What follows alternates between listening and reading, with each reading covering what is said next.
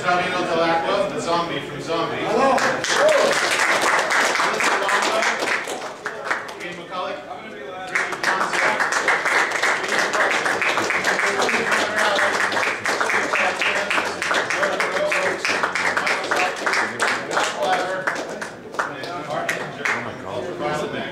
and he'll be assisting all of us today as well.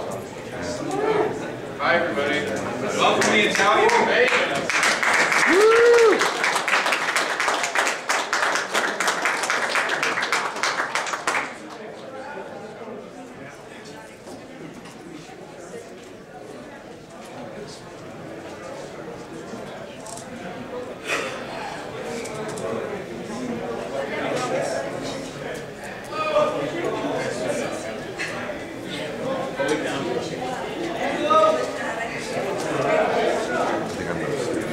Silvia will be assisting some of the less English than others. That's all part. I think, first of all, I think we all need to thank Mike Baronis and Car Production for bringing CBS.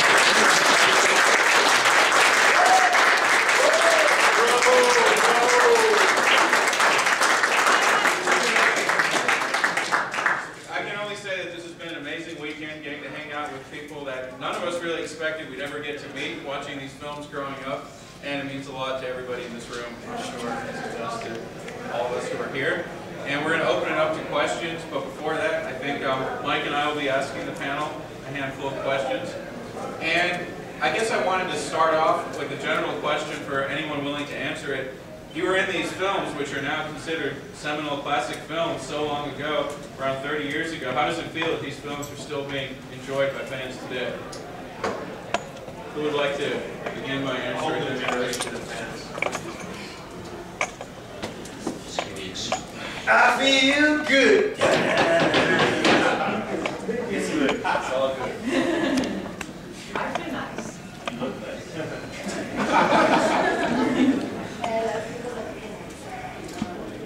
It's a mutual reciprocal interest.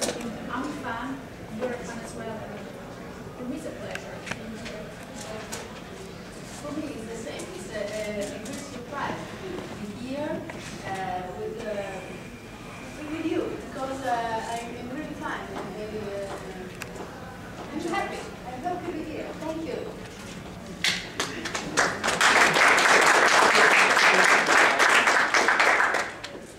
I'm happy to be here. It's not the first time, but I hope it will not be the last time.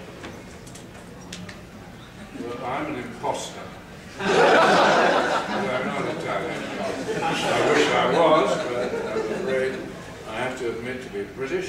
But I had the great pleasure of working in Italy in, well, quite a lot of films actually, including one of this gentleman's films actually. So I know what a pleasure it is to make films in Italy. The two films that that have kind of become classics in the current age were The Haunting and Zombie, both of which met with, well, fairly critical disdain when they first came out, and neither of them immediately were particularly successful. But they have stood the test of time. That's what's extraordinary about works of art, is that sometimes they just completely change from one generation to another. One generation doesn't like them much, and the next does. And so I feel very, very fortunate that I've been in two such movies that people like still 30 years ago. 30 years later, well, in the case of The Haunting, nearly 50 years. So, yeah, I'm happy to be here too. One of the things that makes me feel, probably more than anything else, is very old. As I say, it was the 30th anniversary this year. But of all the things I've been to, what struck me is how very strange the people are who seem to like the film I did, Zombie Flesh. How very peculiar they are, very idiosyncratic. And what I have to say is, you don't look like Enoch.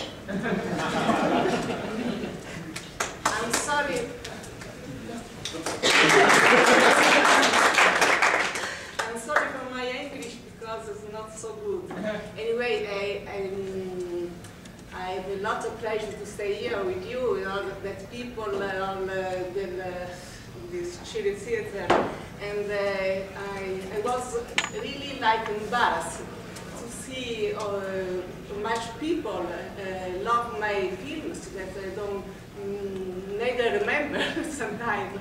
Tell me some scene, some frame that I was very, very happy for that.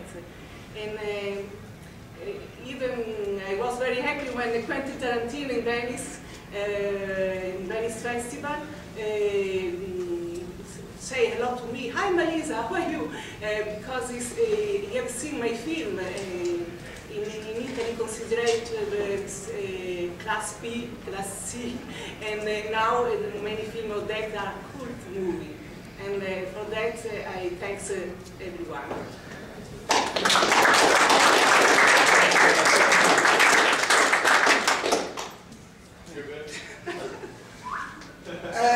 I'm Italian, I speak Italian. Sono molto contento di stare qui. Grazie a Michael, thank you to Michael. I'm zombie. Thank you everybody. When you come in Italy, you talk in Italian, you speak Italian, we talk together. Thank you, kiss everybody.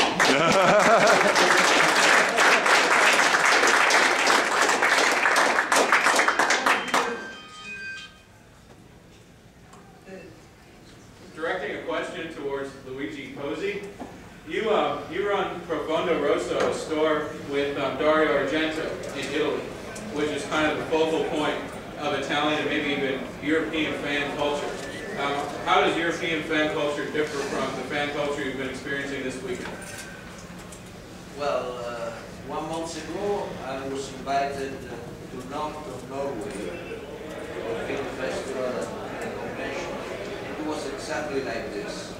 They like the same movies, they like the same period of pieces. The fans are the same all over the world. I don't see any real difference. The same is in Italy, you know. A fan is a fan everywhere. Yeah.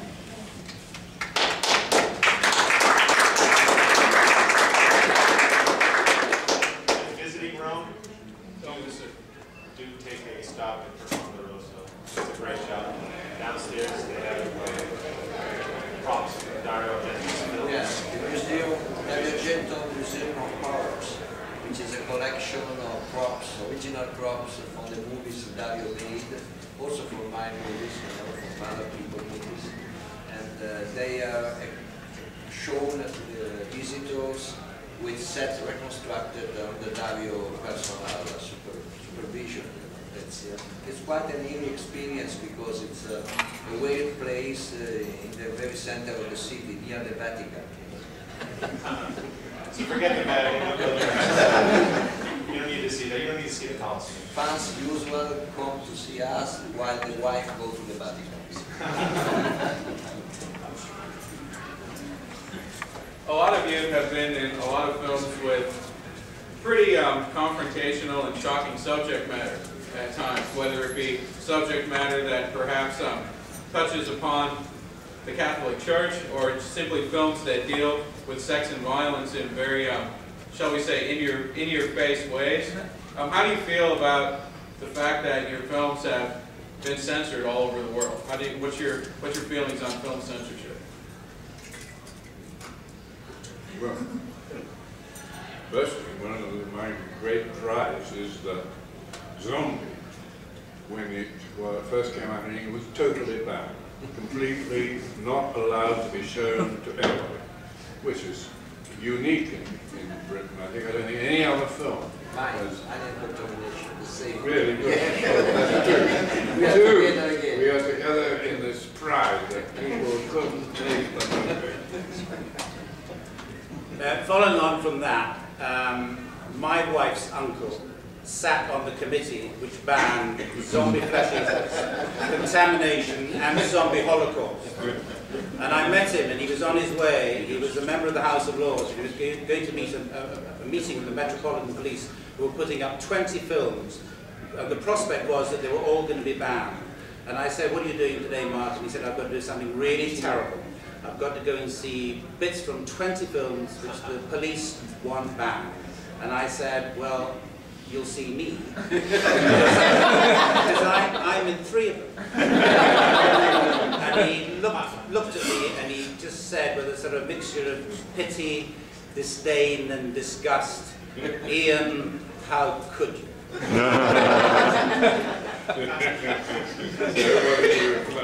I just let him sort of wander off to the House of Lords. So basically, I think we're all pretty much agreed that censorship is good. Well,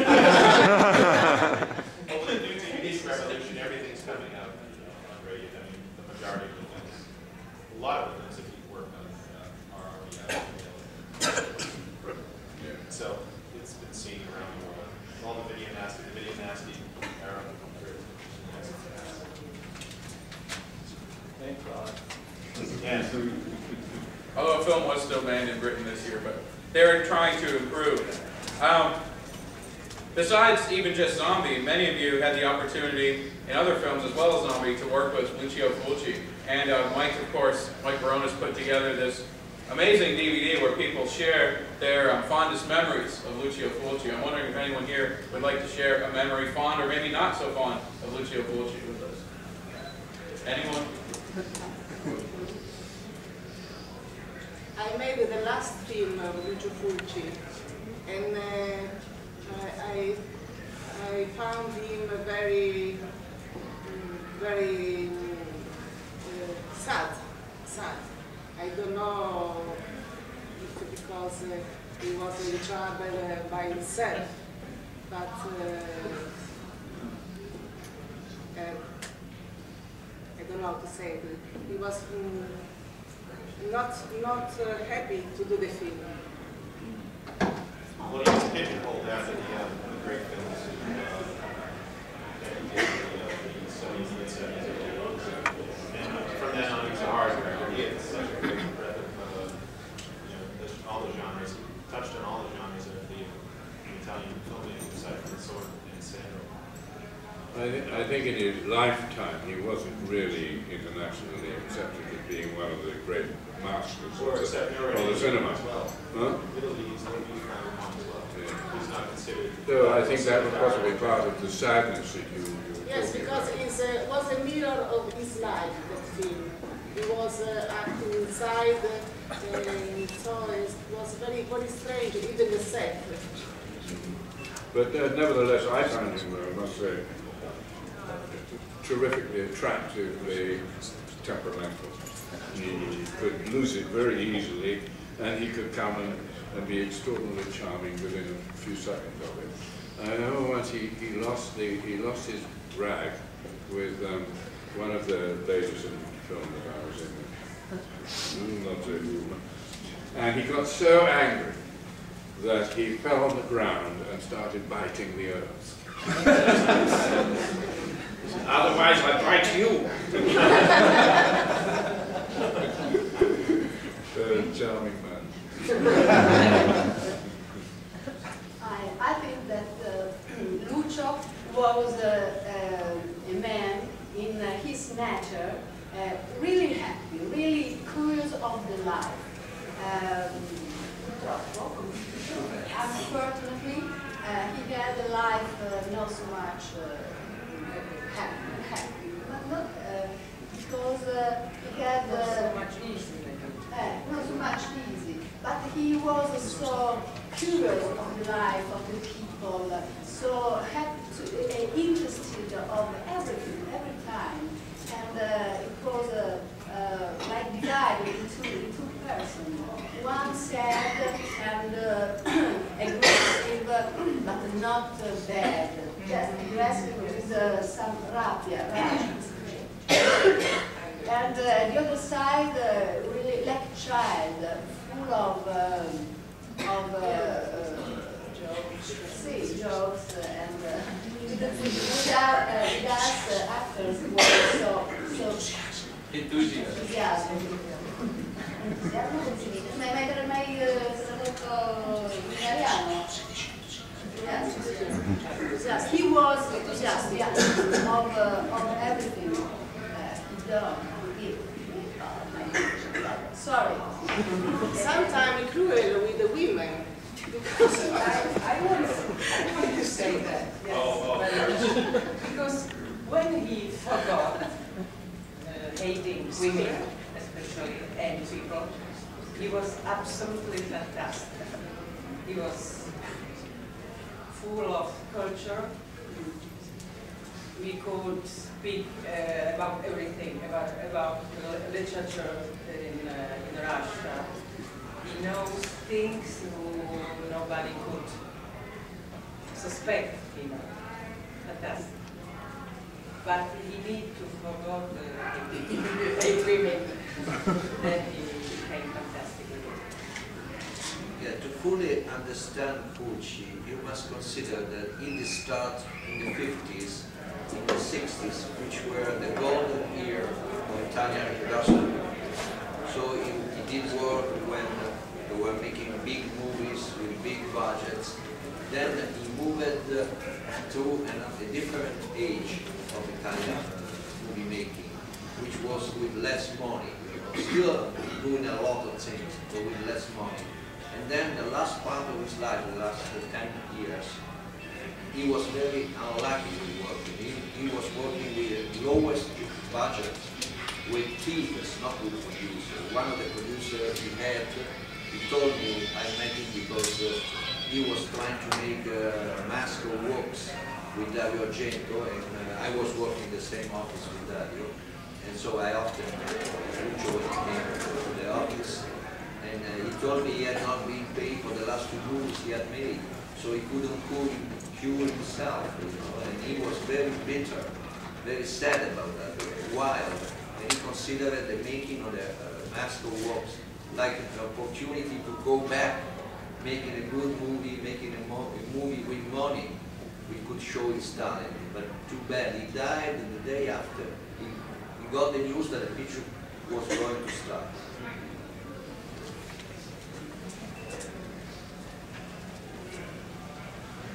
Lucio!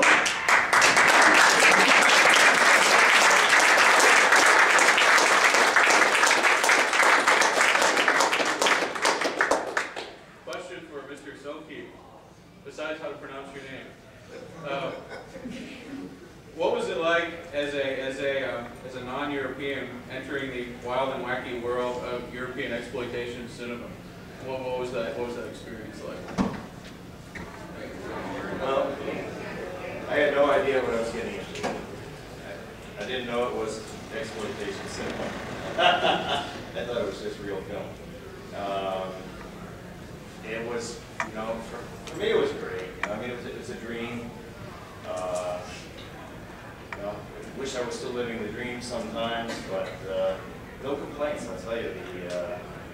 Questi italiani sono molto simpatici. Yeah, it's a great, you know, they really live well, and while you're working with them, you know, in my experience, they all treat me really well. It's great. You've all been in scenes involving pretty elaborate makeup effects. Does anybody, maybe Zora Kerowa, would you like to tell a story about one of the crazier makeup effects you had to endure on a film?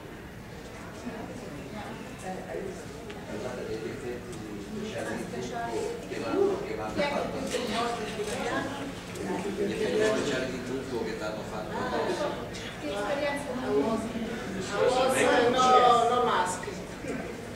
But I remember him one scene that I was buried, I was dead, and it was the cat should find me. And I was buried, they leave me in under the ground for 3 or 3 hours, and the cat was not able to do the scene.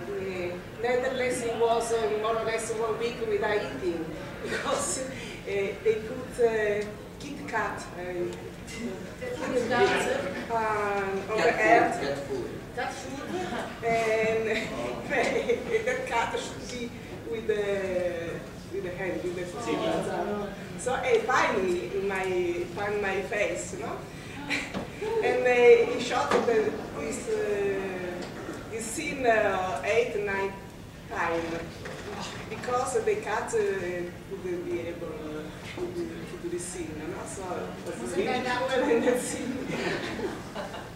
Very claustrophobic too to stay. Ottaviano, che ci dici dei tuoi trucchi della tua foto?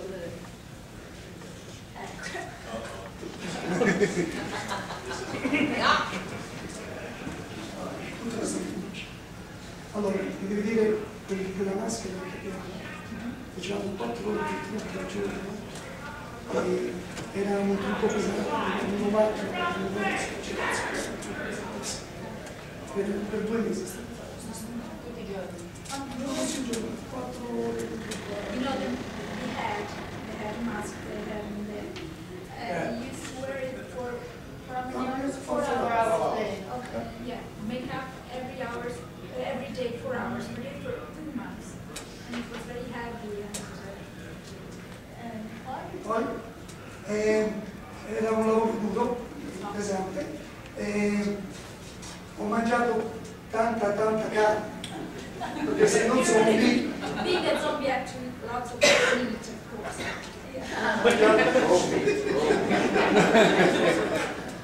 Adesso è il periodo che a Roma è un periodo che non si lavora e quindi non... Now it's very thin because in Rome there's not a lot of jobs. Just feel. Also in the United States. Yeah. Okay. Yes.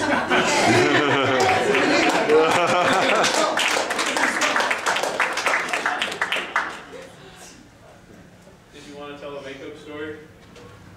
This little makeup, not my... No, let's talk about that. Do you want to talk about no? There is another one.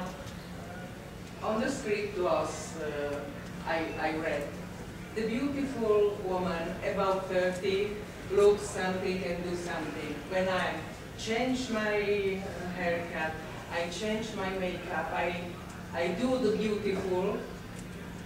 He said, someone said, the director wants you. Oh, okay.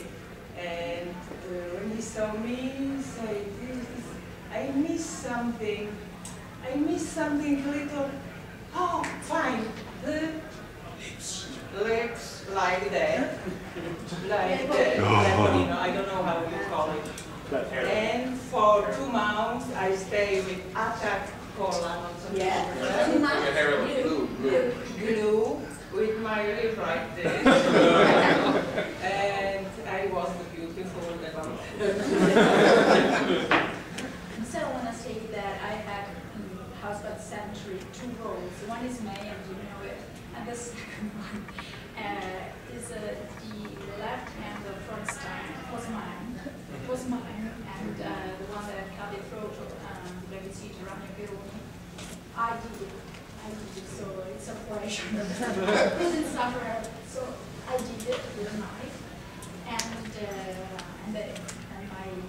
my arm had been cut by Paul Michael.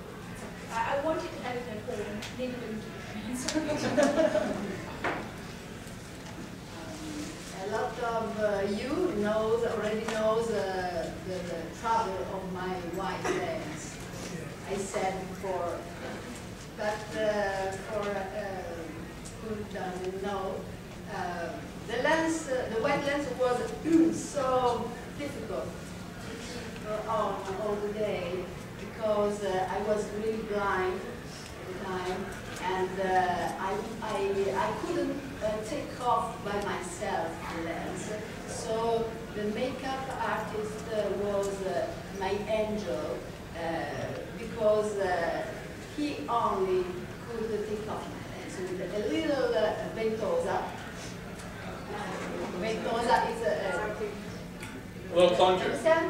Yeah. Little, like a hard contact lens plunger, it's called. Yeah, little. And he said me, and then I was free. But before, no, not free. Blind, completely in the in my world. Sarah. And Sarah Keller was like Helen Keller. Helen Keller, yes. And then the other problems, troubles was a lot of, questa parola non conosco, a lot of calci, the neck, the blood, the little pocket under the neck, the little pocket under the pipes under the stomach, and the animals' interiors fresh, but on me, in the eye, in the other, come si chiama? Omega. A lot of this kind of things. And a lot of claustrophobic situation. It's only this kind of only. In line with Oh, the movie. movie. Or in line with the movie.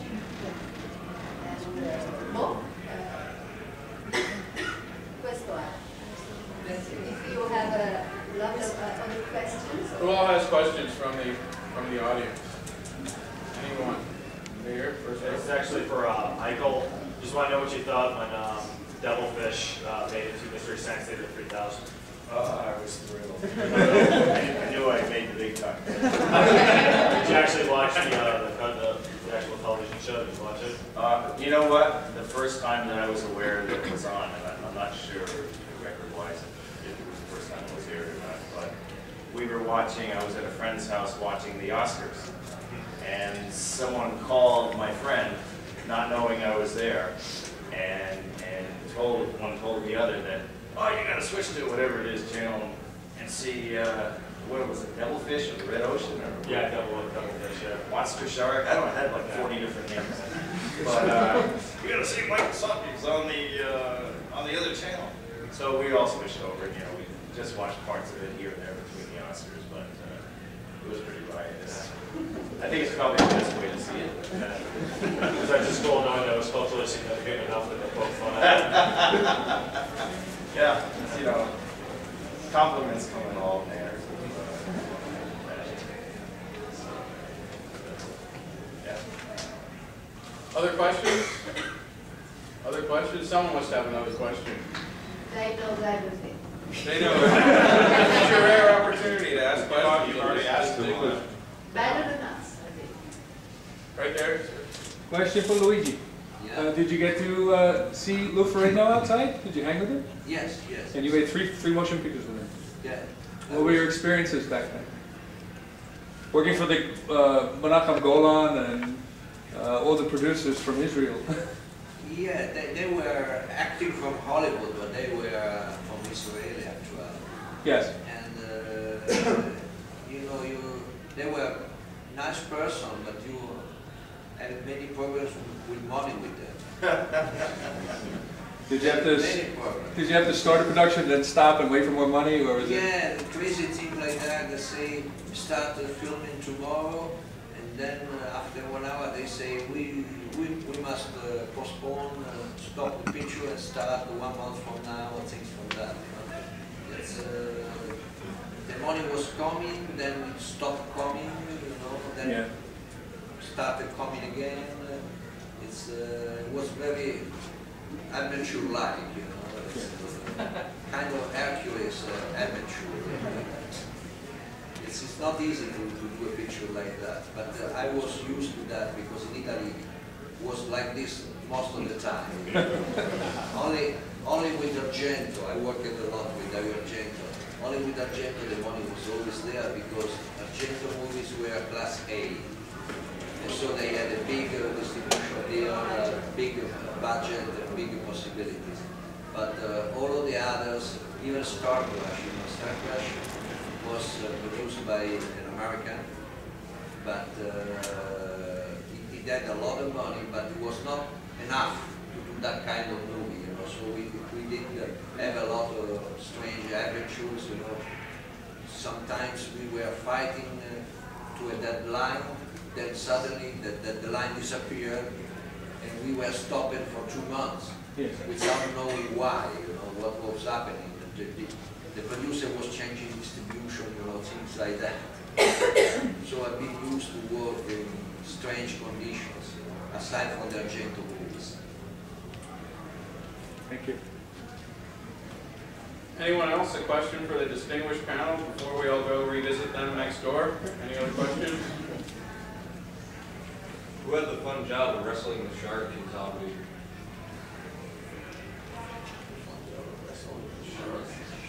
I think that actually was the shark's trainer. Oh, was it? I think the gentleman who said, I've read anyway. I heard it was Al Cliver. He's trying to say. I would probably Ottaviano. He's pointing out that the shark had no teeth. He pet the shark personally, and he felt comfortable. A good shark. A good shark. A nice shark. For Mr. Cliver, if he was close with Lucio Fulci, since he did, like, he made the most Fulci films with all of them. Were they close? Were they? He's asking were you close to Lucio Fulci?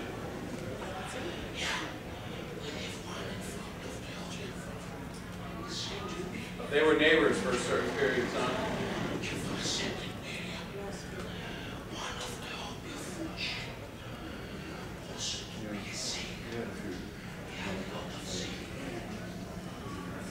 Fulci wanted to be a sailor. A lot of boats. And he would fix the boats. Hence bringing them closer.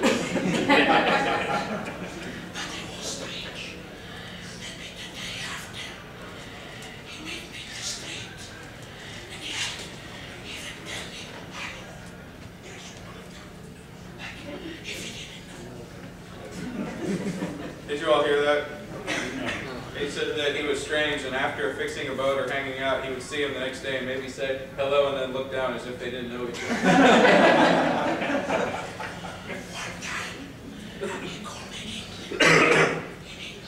One time he came to England.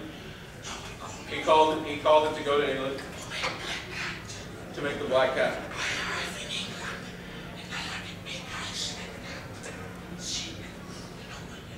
He had big bags under his eyes.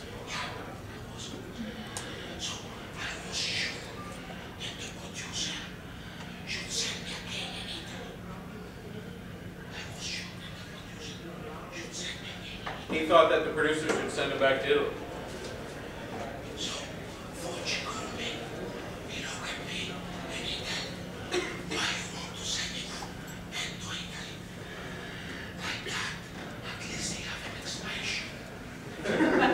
So then Fulci said, why do you want to send him back to Italy like that? At least he has an expression.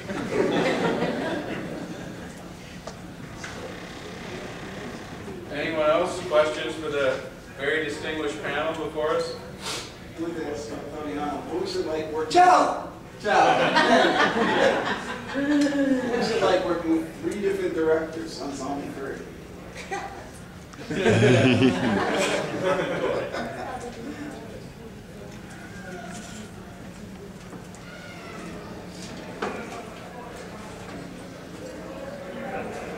Bellissimo.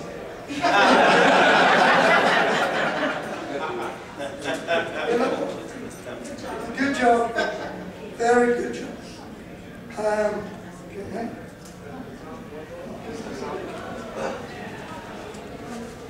Bellissimo.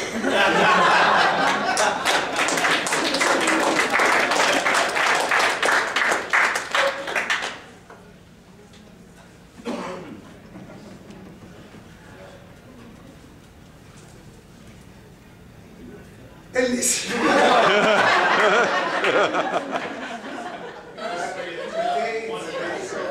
1, 2, 3. 3 bellissimi.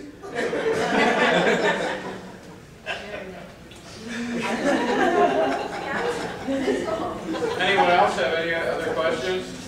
Anyone? For Silviana, or Sylvia. Yeah, sorry. What was it like working on a movie like The House by the Cemetery at like such a young age? And would your parents even let you watch it when you were done filming it? All my family is very fond of horror movies, so and since very young. And problem definitely, and it was very, I didn't realize what I was doing, and so it was just playing for me. It was so natural, and also Giovanni Frezza. We were all together and we enjoyed ourselves staying together, but very professional. And we realized what we were doing, and I think we did well.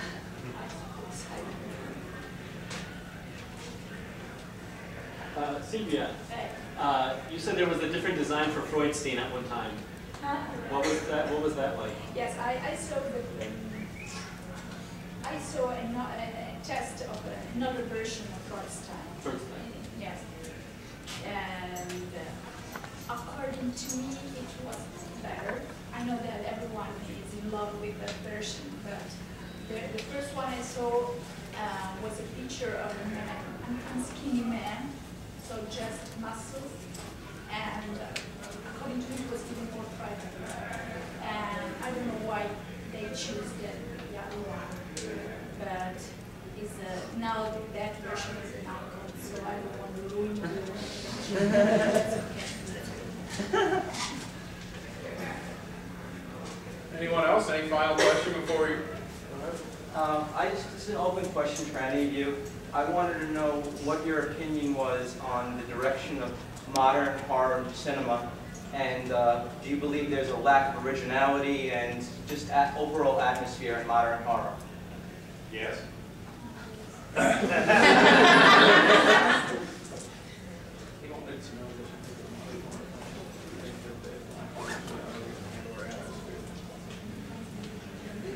There is a lack of originality in all modern cinema,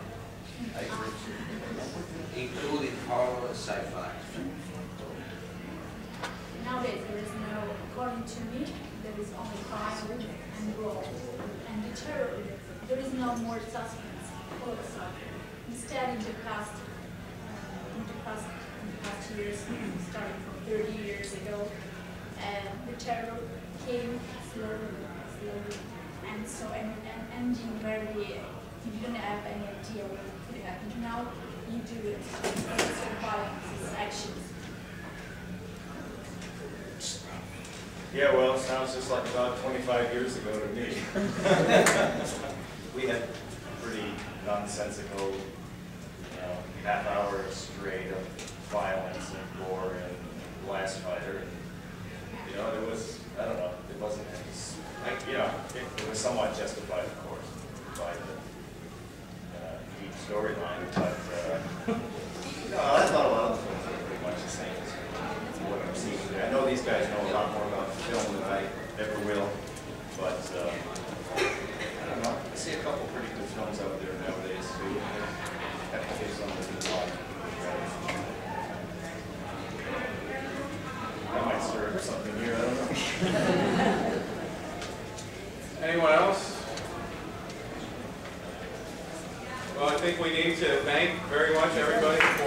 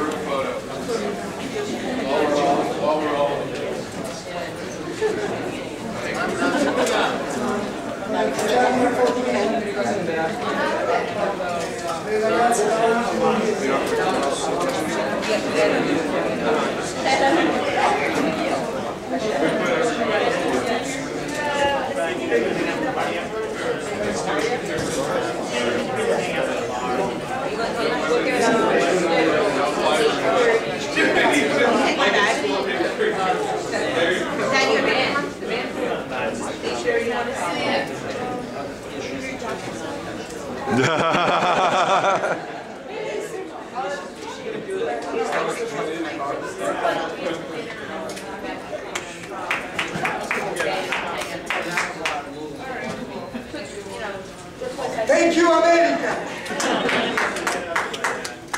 We know you!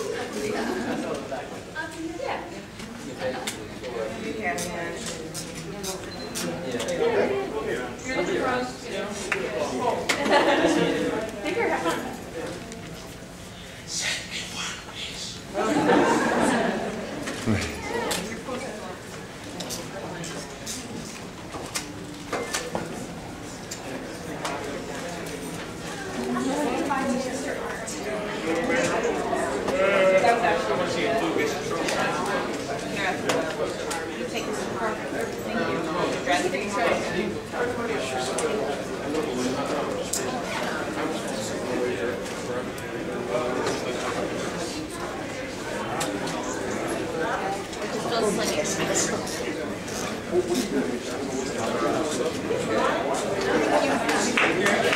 Thank you.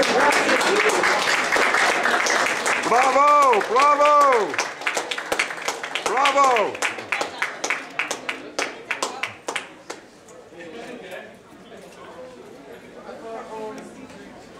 Now he wanted to go buy Great some fun. stuff where we were at. And his friend told him that, like, anything that he wanted, he would get like a discount. So that's why he wanted to go right now. Did you guys want Yeah, chill it. Sure.